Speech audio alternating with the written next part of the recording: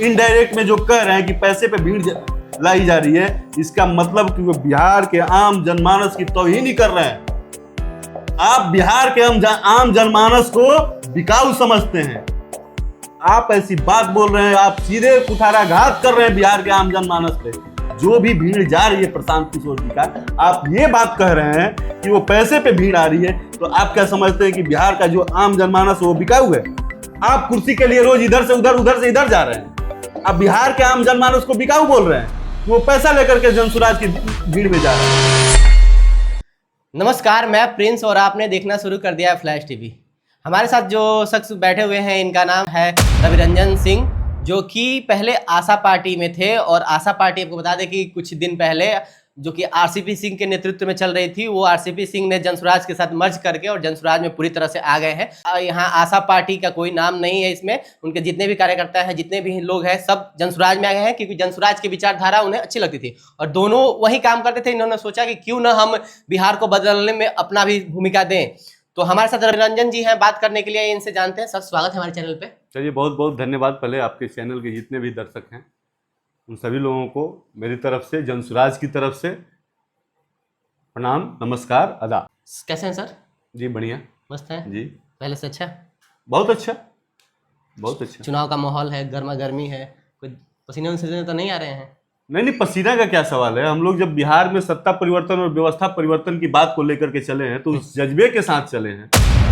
आपने शुरुआत कहाँ से की राजनीति में? देखिए, राजनीति में तो हम लोग का शुरुआत मुख्य रूप से मानिए बिहार में हुआ। हम लोग इलाहाबाद से जब आए पढ़ने के बाद, तो हम लोग का उस समय उम्र क्या हो रहा होगा, 85 लगभग 2004-05 की बात है। तो 2004 और 5 में बिहार की एक जो छवि बनी हुई थी पूरे देश में, क्योंकि जो हम लोग इलाहाबाद में भी थे, तो वहाँ जो हम लोगों के दोस्त थे उत्तर प्रदेश के या और भी जगह के, वो सब बिहार के बारे में उन लोगों का नजरिया अच्छा नहीं था। वो हम लोगों को बहुत दूसरे दृष्टि से देखा करते। यूपी वाले भी उस समय का यही स्थिति था।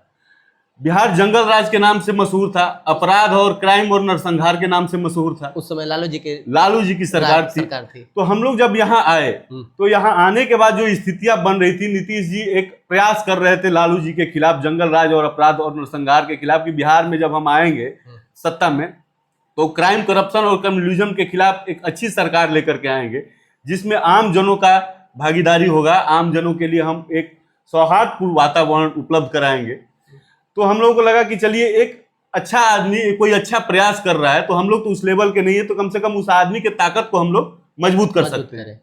तो हम लोगों ने उस समय अपना शुरू कर दिया। यहाँ उस समय हमारे दिनारा विधानसभा, जो मेरा गृह विधानसभा है, मैं दिनारा का रहने वाला भी हूँ। प्रॉपर आप यहीं के रहने? जी, यहीं के रहने वाले हैं। मेरा बराड़ी घर है, लीलवंश पंचायत है।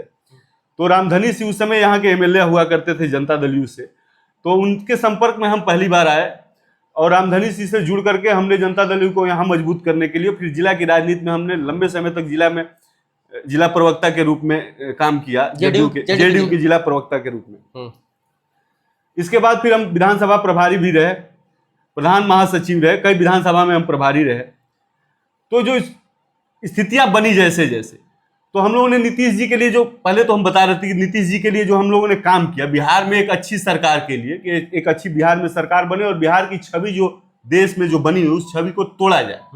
तो हम लोगों के राजनीति में आने का उद्देश्य यही था कि बिहार के बारे में जो परसेप्शन बना हुआ है पूरे देश में, उस परसेप्शन को अगर कोई व्यक्ति तोड़ने के लिए काम कर रहा है, तो हम लोग उसके कंधों को मजबूत करते हैं। और इसी सोच के साथ हम लोग 2005 में जदयू के साथ, 2004 में जदयू के साथ जुड़े थे।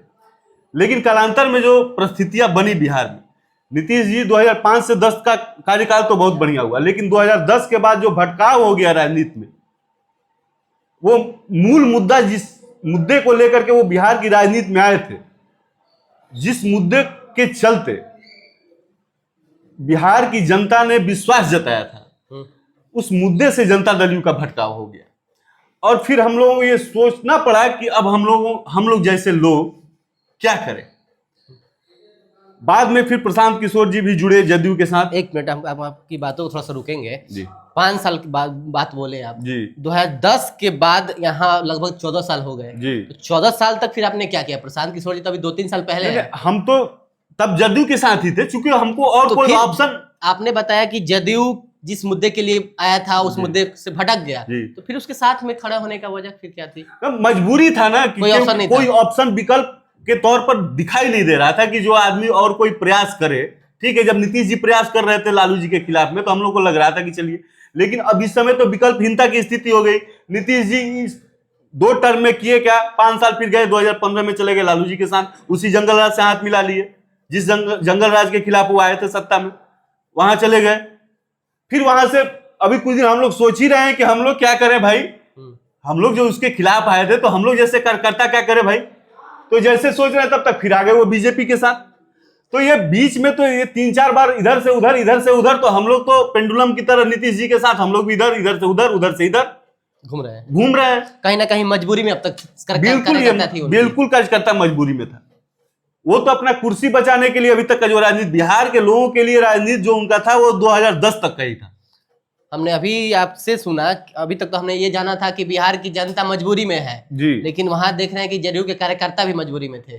भैया है तो लोग हैं नहीं। आप वस्तु स्थिति जेडीयू के जितने कार्यकर्ता यहाँ जेडीयू से जुड़े, आप किसी जेडीयू के कार्यकर्ता से बात कर लीजिए, मैं ईमानदारी से ये बात कह सकता हूं डंके की चोट पे, कि कोई भी जदयू का कार्यकर्ता इस बात की सहमति नहीं देगा कि आप जो राजनीति किए 2010 के बाद, कि कभी जंगल राज के साथ और कभी फिर बीजेपी के साथ, आप जदयू के कार्यकर्ताओं को पेंडुलम बना दिए।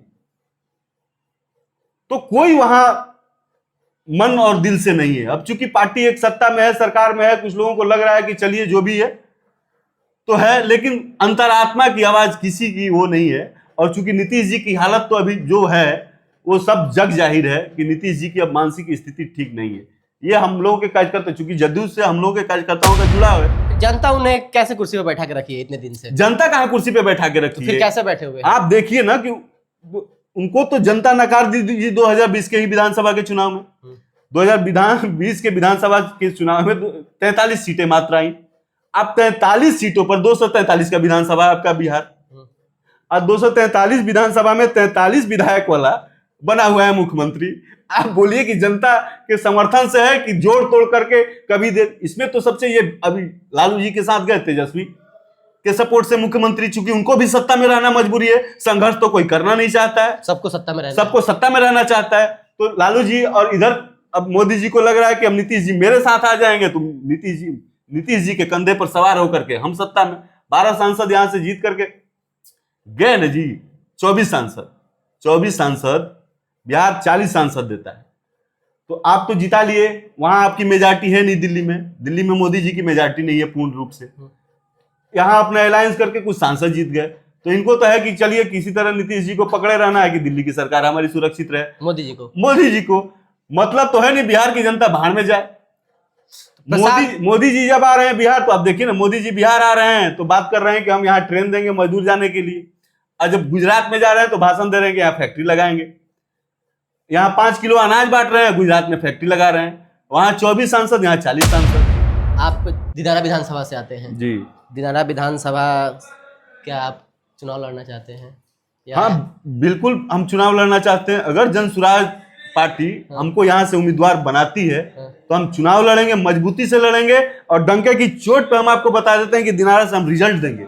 किस बात पे कह रहे हैं? क्या आपने क्षेत्र को घुमा है? वहां पे जनसुराज का कोई चर्चा है, या जनसुराज के लिए क्या? अरे हमारा दिनारा घर है, हम पीढ़ियों से यहाँ रह रहे हैं।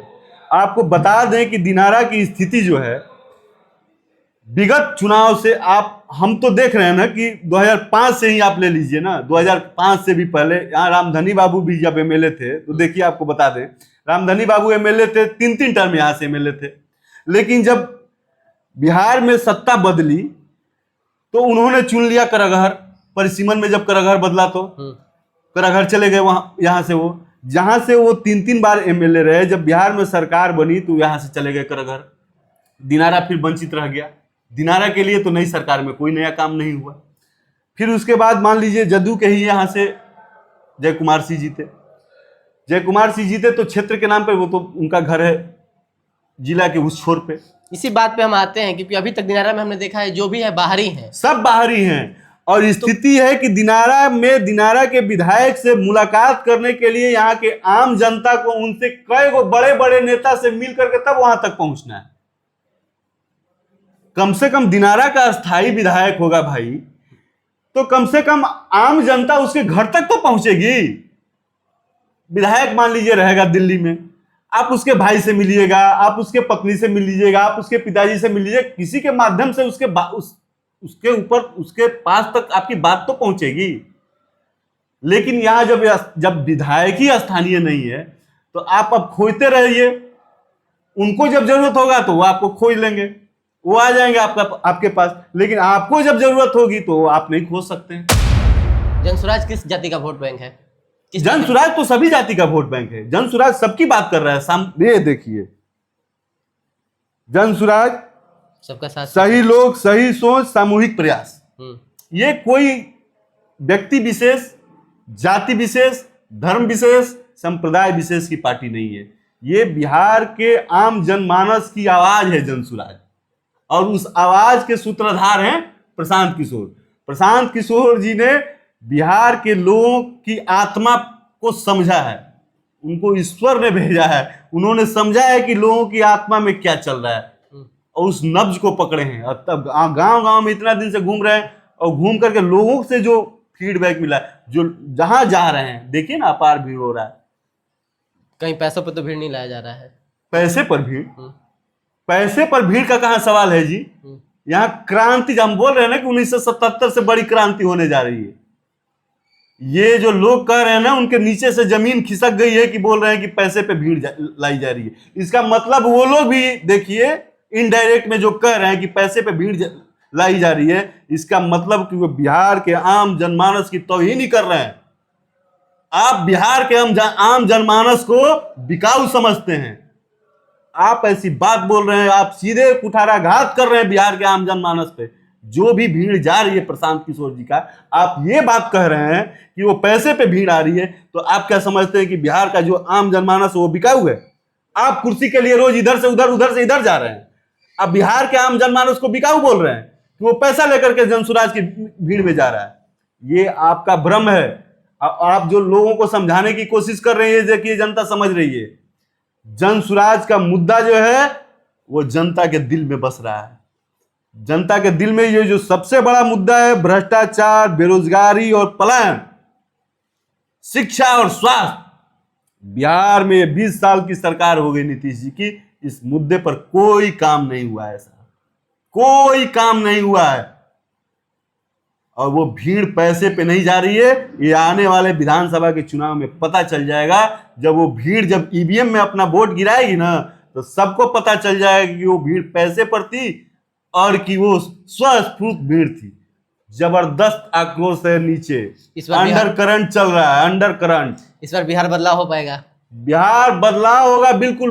बिहार में सत्ता परिवर्तन भी होगा और व्यवस्था परिवर्तन भी होगा, दोनों होगा। आदरणीय प्रशांत किशोर जी के नेतृत्व में बिहार में एक सुंदर जनता की सरकार की स्थापना होकर रहेगी, ये तय है। रवि जी, अभी तक प्रशांत जी शाहाबाद में उनका अभी तक आगमन नहीं हुआ था, लेकिन पिछले कुछ दिन पहले उनका शाहपुर में हुआ जी, और लगभग 2022 से उन्होंने पदयात्रा का स्टार्ट किया था जी।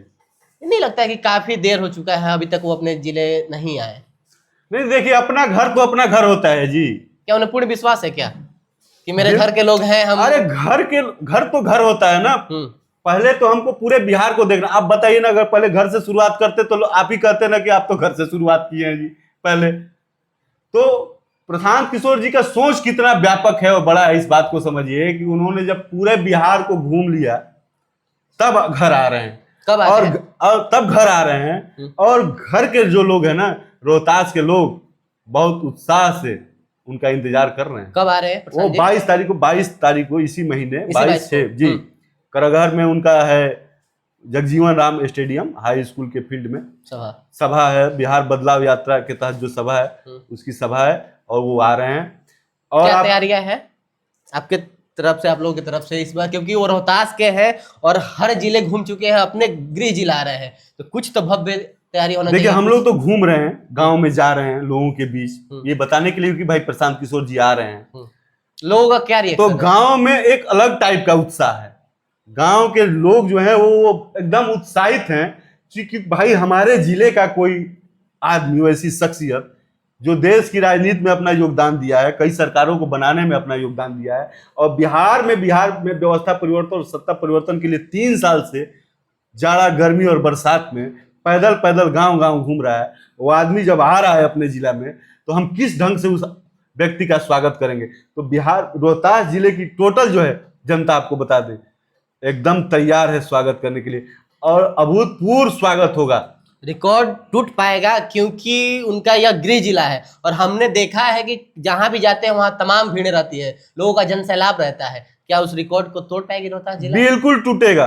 अनुमानतः कितना, बिल्कुल कितने लोग आ रहे हैं? बिल्कुल टूटेगा। कितने लोग आ सकते हैं? 50,000 से ज्यादा लोग होंगे। 50,000 जी। चलिए देखते हैं। बहुत बहुत धन्यवाद, आपने हमें समय दिया। और